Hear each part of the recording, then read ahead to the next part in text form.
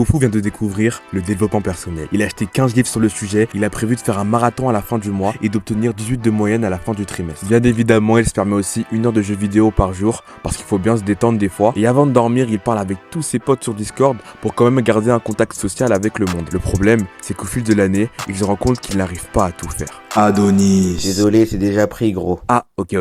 Le Hunter. Ça aussi, c'est déjà pris. Ah ouais, bon, le mien je vais l'appeler King, comme ça il sera au-dessus de tout le monde.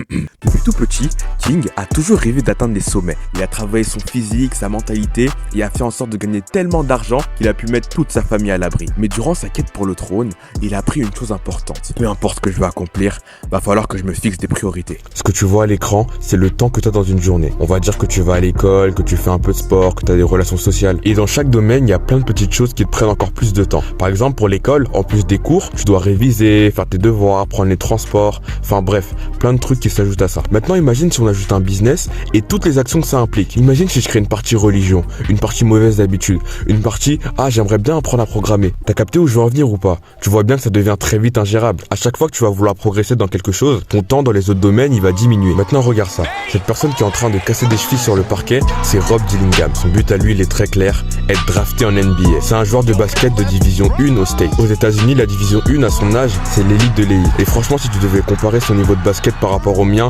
il y aurait vraiment un gouffre. Mais genre vraiment. Et ça mon gars, c'est pas parce qu'il fait plus de choses que moi. Au contraire, il en fait beaucoup moins. En vrai, lui, je pense qu'il s'en fout des 10 business à lancer quand on est jeune, de comment avoir les meilleures notes à l'école ou de comment être plus attirant. J'ai regardé un documentaire de lui de 3 heures et tu vois très bien que sa vie elle tourne autour d'une seule chose, le basket. Il se lève, étirement, entraînement. Ensuite, il va un peu à l'école. Bam, entraînement. Pause déjeuner, entraînement. Pipi, entraînement. Caca, entraînement. Ça y est, on a compris. Je pense qu'on a compris. Entraînement. Bref, sa vie elle tourne que autour de ça. Quand tu regardes un peu sa vie, tu vois très clairement ce qu'il a envie de faire. Le problème avec nous, c'est qu'on veut tout en même temps. On veut un beau physique, on veut avoir une bonne relation avec ceux qui nous entourent, on veut être libre financièrement et si possible, avoir aussi des bonnes notes. Alors ce que tu vas faire maintenant mon gars, c'est prendre une feuille et un stylo. Oui, je suis très sérieux là mon gars. Prends un stylo, prends de quoi noter. On bouge pas tant que t'as rien pris mon pote. Ok, maintenant écris vraiment tous les objectifs que t'aimerais accomplir avant la fin de l'année. Franchement, te gêne pas, écris tout ce que t'as envie d'écrire. Ma feuille à moi, elle ressemble à peu près à ça. Quand t'as fini de faire ça, prends ta liste d'objectifs et garde-en seulement 4. Maximum 4. Moi personnellement j'en ai 3. Je sais pas si t'as remarqué mais dans les 3 que j'ai gardés, il n'y a pas de but qui est relié à l'école. Mais du coup est-ce que ça veut dire que l'école je m'en fous, que je révise plus, que je fais plus mes devoirs?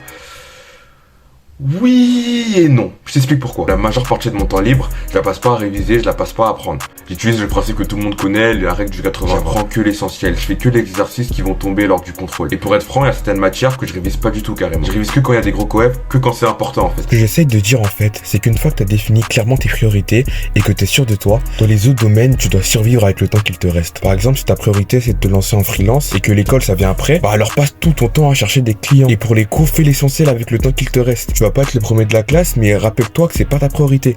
Mais si par contre c'est ta priorité, va à fond alors dans l'école. Mais par contre, dans les autres domaines de ta vie, tu seras moins performant parce que tu auras moins de temps.